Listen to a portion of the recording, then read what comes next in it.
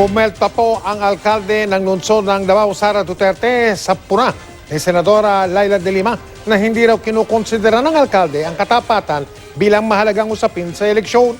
Sa pahayag kahapon, inilarawan ni de Lima sina Presidential Spokesman Salvador Pinelo at Mayor Duterte na kumakatawan sa kung ano ang mali at kung paano magiging malala pa ang ating gobyerno. Malinaw daw na nakasaad sa ating saligang batas na dapat panatilihin ng Estado ang katapatan at integridad sa serbisyo publiko. Dapat magkaroon ng epektibong hakbang kontra katiwalian at korupsyon. Pero sagot ni Mayor Sara, mas masahol sa kanya ang senadora. She's intelligent and dumb rolled into one.